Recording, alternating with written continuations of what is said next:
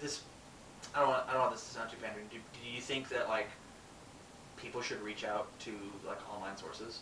Should that be a thing? Like obviously you're watching the podcast if you're like super new, like, but like, do you think that Facebook and Discord, do you think that actually would that help the community or would it hurt it?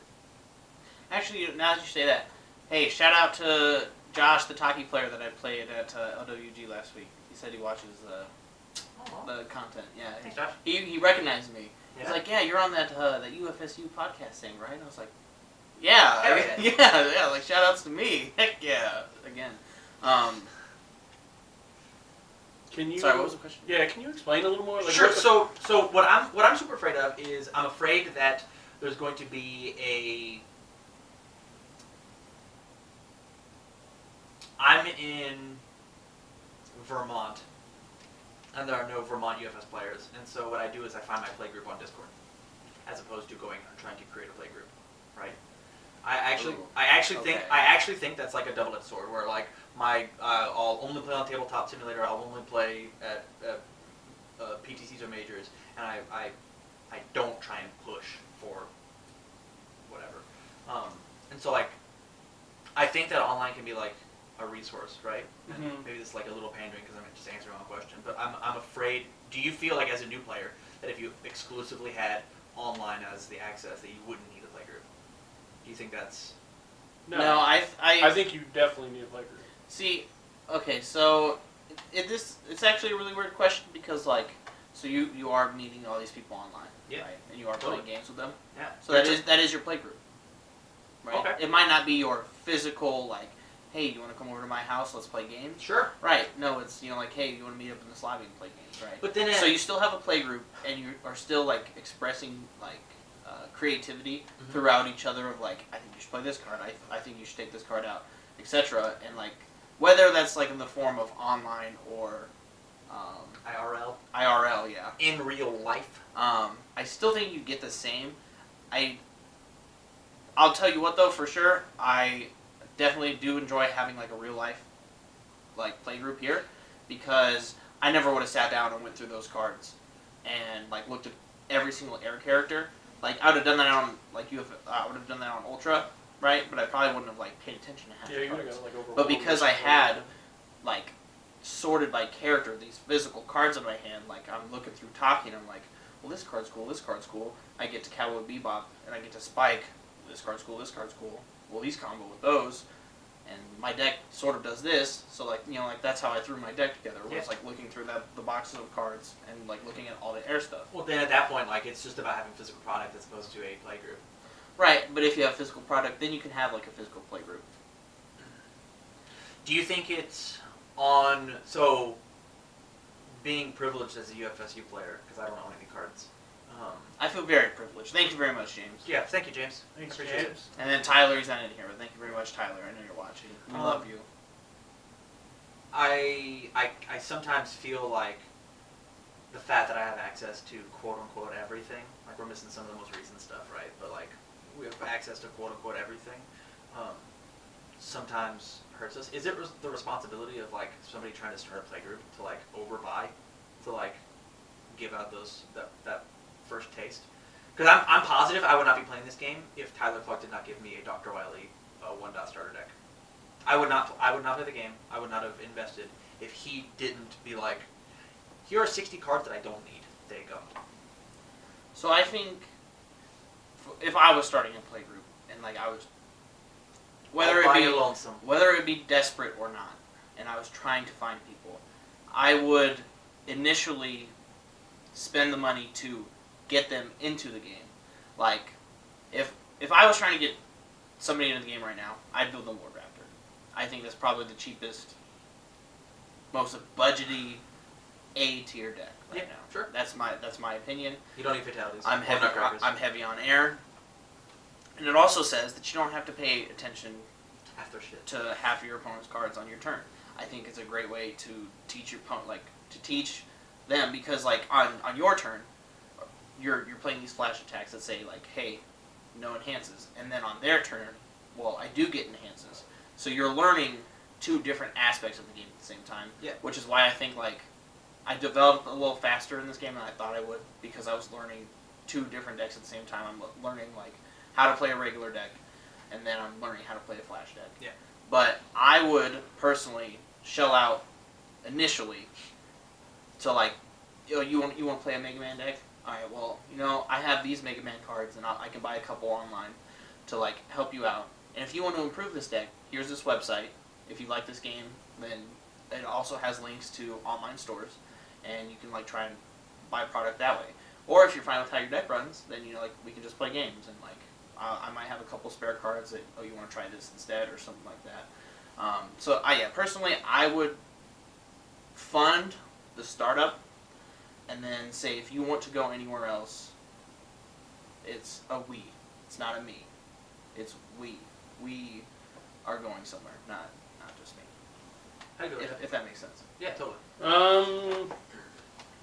Actually, as he was talking about that, I remembered that I almost did the same exact thing in Dragon Ball. Yeah. I was basically funding like 1 full-time player, plus me, plus maybe a couple like part-time players. Yeah. Me. There's thousands of those people. And it's really useful. Like, I totally understand what Michael's saying. Like, you need to, like know that there's that interest, and then if they like the game, they can start to build their own collection. Alternatively, if you have the ability, and it helps with if they're good, and I mean you'll get there. If they get you rewards, I mean you can fund it with the rewards, and so I mean that's what I was kind of doing is I would get the cards and they pay for more cards. So yeah. What do you mean? Like. So you like win a tournament, get prize support, pull like this expensive card, sell it, get the card you need. Yeah. Okay. Yeah. Yeah, I think it's a little harder for UFS. I think so too, just because of like. I can't go to Walmart and buy packs. Correct. You cannot go to Walmart and buy packs. We're working on it. It's being worked on. Trying to get in shows. I'm pretty sure that's one of the big goals for the year. It's by India. They want to do a store. That would help so fucking much. Anyways. Sure would. It would definitely would draw interest. Yeah. For sure. Yu Hakusho, we're gonna do it. Here it is. That's not confirmed. I have no idea. I talk to Ryan sometimes. He doesn't tell me that. No, I think having there's this double-edged sword of like having shared cards, right? Of like in UFS, because we have so many symbols and we don't have quote unquote staples of those symbols. Like if I wanted to, when we were trying to do the Yu-Gi-Oh podcast, I actually wanted to like talk to everybody and go like, hey, how would you guys feel about like combining everybody's cards? How would you feel about like, we are Team Yu-Gi-Oh University, we are Team UFS University. You don't own cards, you don't own cards, and at this point, I don't own cards. I took all my cards and I gave them to UFSU, not James, not Tyler, UFSU, and said, take these cards, fill out the play sets, whatever we don't have, put them, sell them online, grab that money, have UFSU pay for all these cards. So I don't own cards, and everything we get extra goes online to buy more stuff. There's a double-edged sword when it comes to that because of you're not invested in the game. Because you don't have you could leave right now and had not spent any real money on the game. UFSU has all these cards, that's sweet, but like we're down a player, right? But if you personally have spent $300, $400, $500 on your own collection, then you're going to feel more inclined to continue to play the game. You are more invested, yes. Yeah. So at that point, do you think like splitting off and in order to get players to play the game, continue to play the game, do you think like a communal pot like what we have is better than personalized collections? If I was starting, careful with your fucking answers, boys. If I was starting a community and I gave my friend a deck and I shelled out a little bit of money for it and like he wanted to play cards I wasn't using, like yeah, like go ahead, like they're all yours. Yeah. I think to talk about what you said just a little bit before that of like as like Yu-Gi-Oh joining collections, I think it's a lot harder because any deck can play any card. Totally. So, yeah, you might think you need, 3 or 4 play sets, but, well, hey, now you might need, 8 play sets, Yeah. right? And, Depending how big the realistically, do you need 8 play sets for a UFS card? I don't think so. Yeah. Right? Because, not everybody's hopping up on, the evil bandwagon. There's a small asterisk there because Right. sometimes because it's diversity by character, not by card.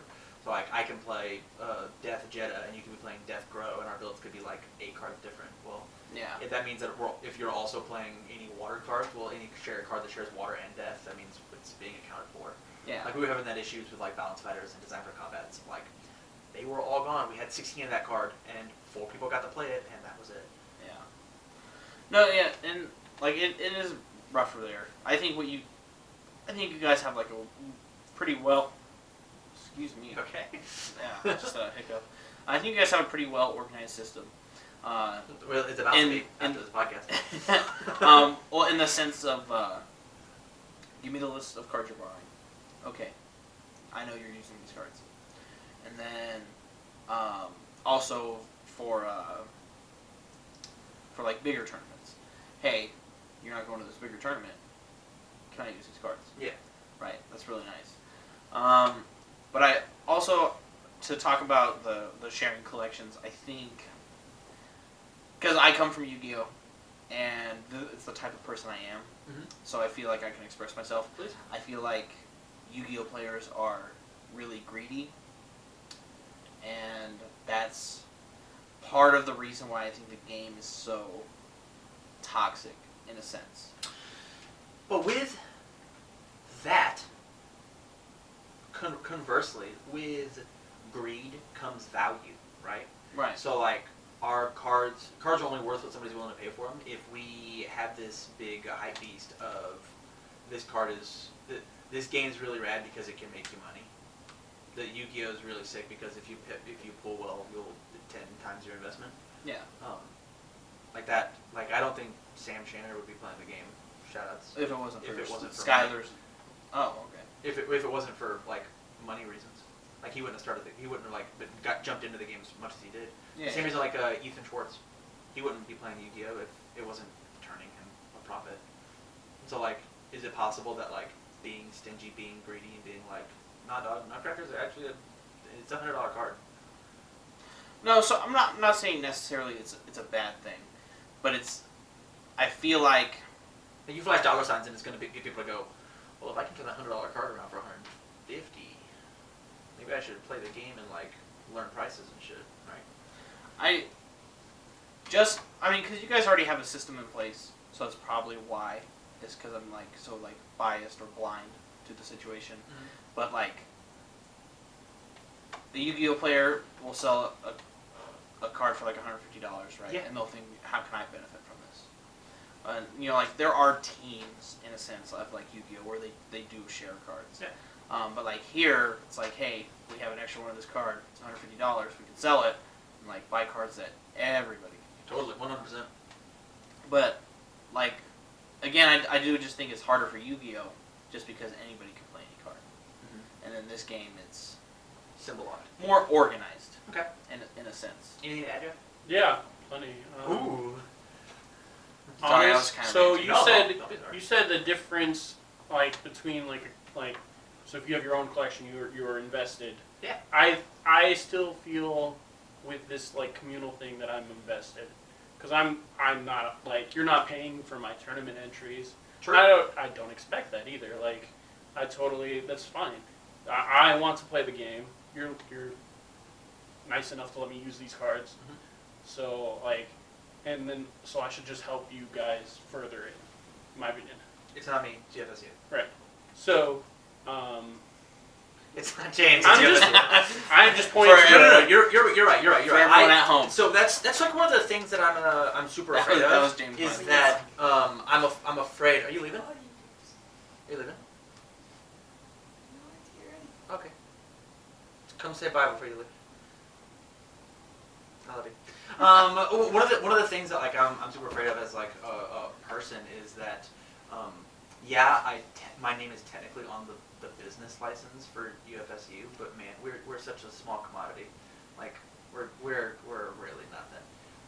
We had to get a business license to get jerseys. That was it. Oh wow. Yeah.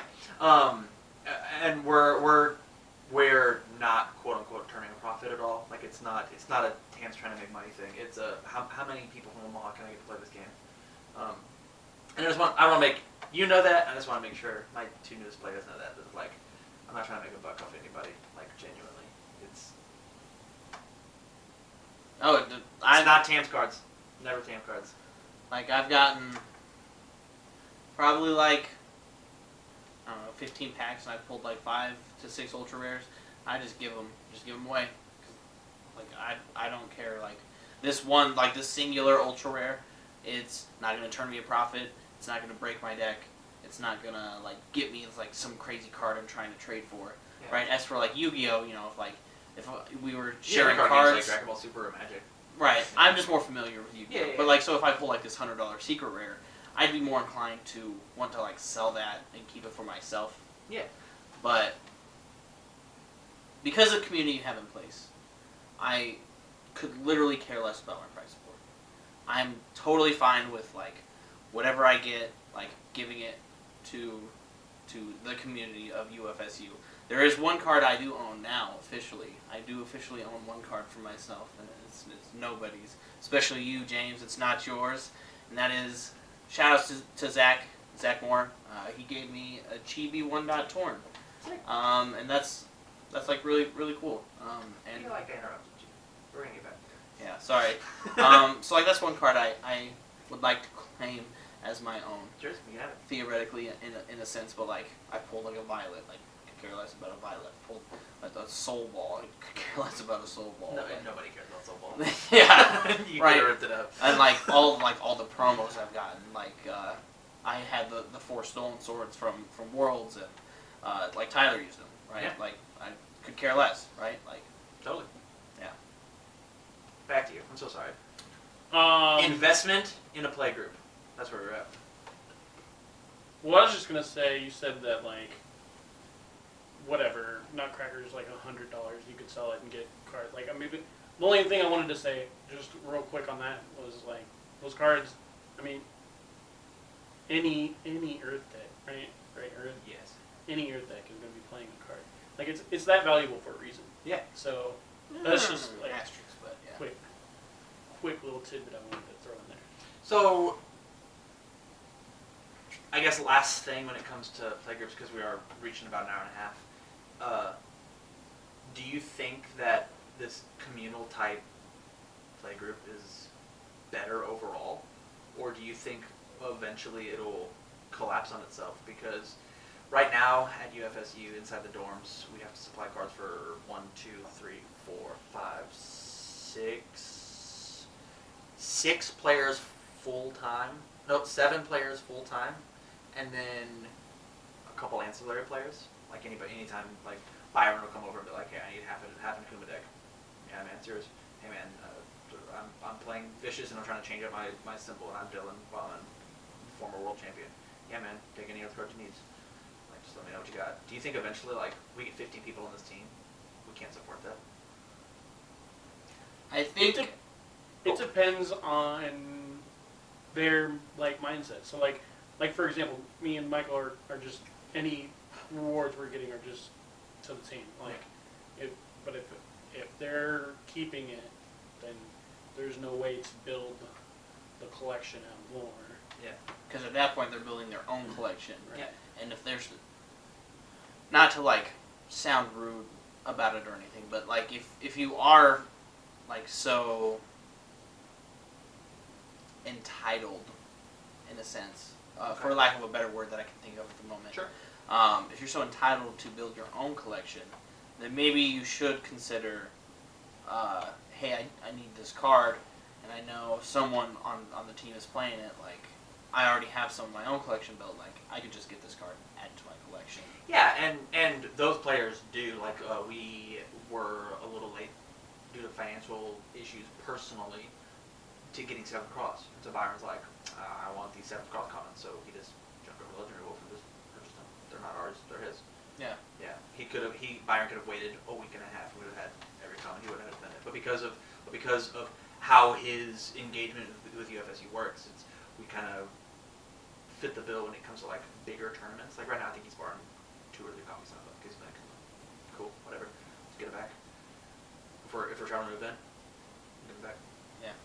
But do you think like having do you think it's better to have individual play groups or individual collections, or do you think for a new community?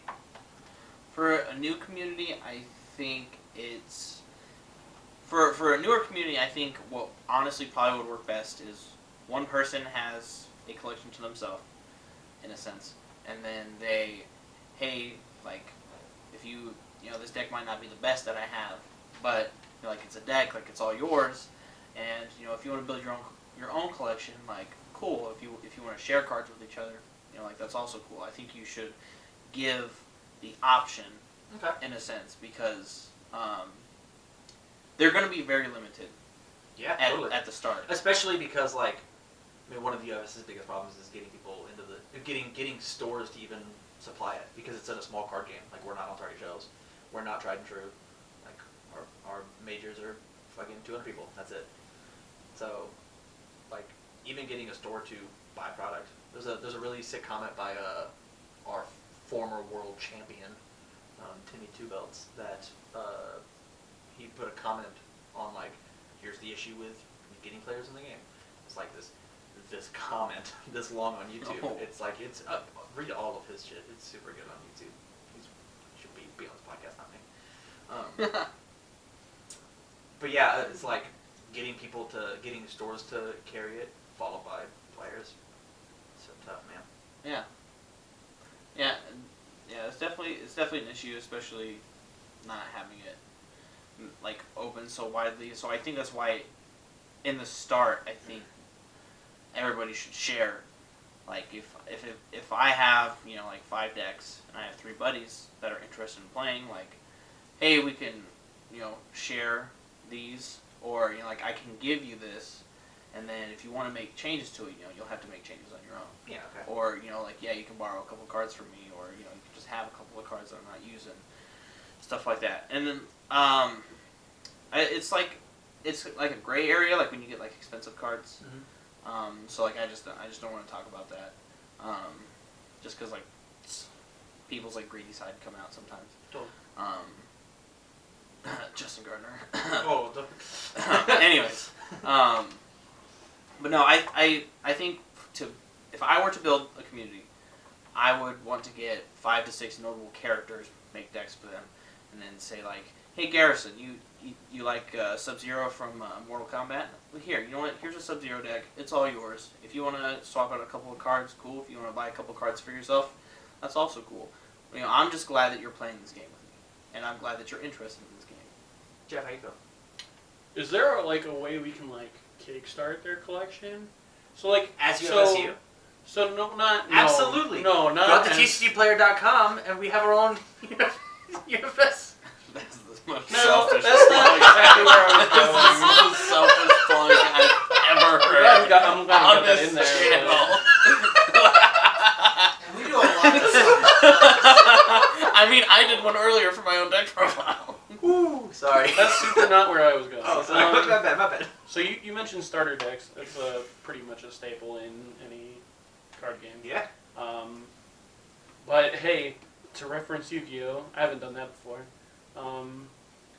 There's structure decks that are playable, that were tier 1. Yeah. Just buy 3 of them. I mean, I know we have no say in that matter, but like, I think that'd be very helpful if there were a way to like, what I think Magic has like pro decks or something like that. Oh yeah, the like $40 decks that Yeah. like, we would buy and make changes to. Yeah, For sure, they yeah. came with like I think It's, the ones we got were like Goblin Guide. It's like insane. So you guys got that, and I got the Infect one. Yeah. But yeah, it's like a $35-$40 version, where they reprint. I mean, and that's the beauty of having like a multi-million-dollar business and like being so popular all over the world. Yeah. But yeah. they reprint a couple of like the expensive cards in the deck, and then they also make it like an easier, dumbed down version, like price wise and like the like interactions in your deck. So that's like the tough part about it is how many Soul Calibur cards are you playing in that deck, in your deck currently?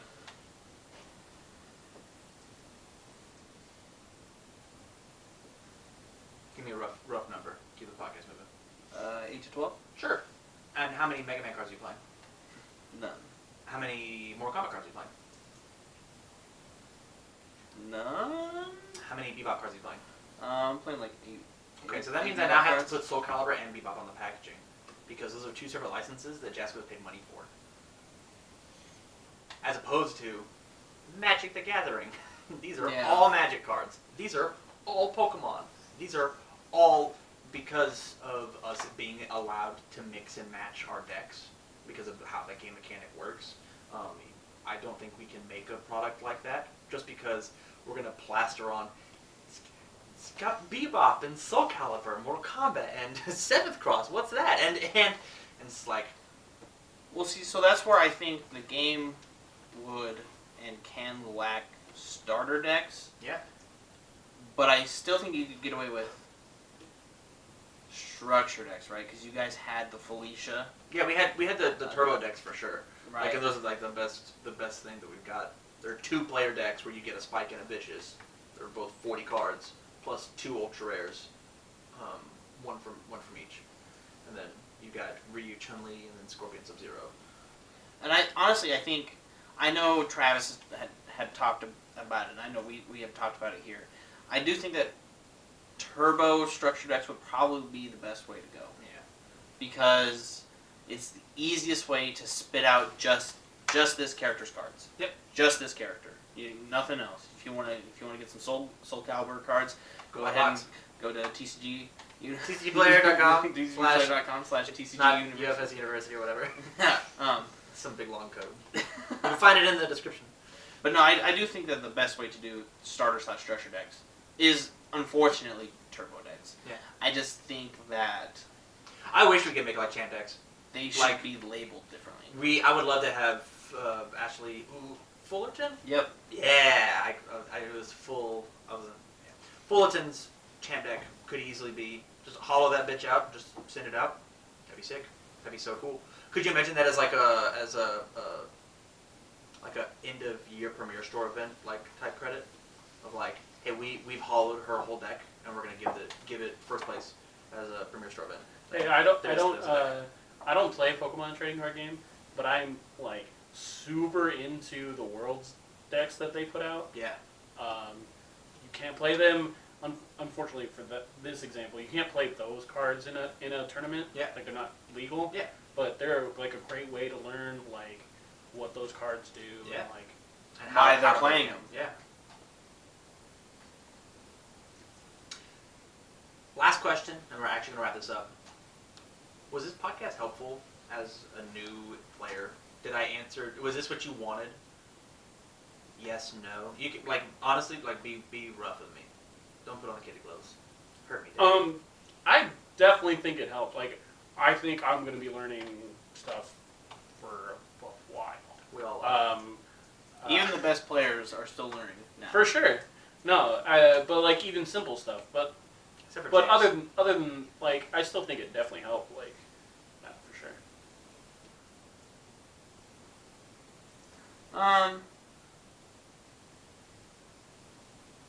Be honest. I mean, I suck.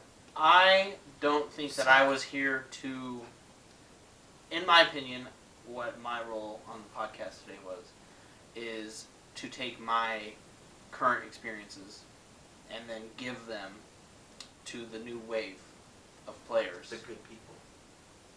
And to tell them how fortunate I am, and to share maybe a couple of my woes, and like why I like this game, and like what drew me to this game. I don't think that my purpose was to exactly get learnt, so to speak.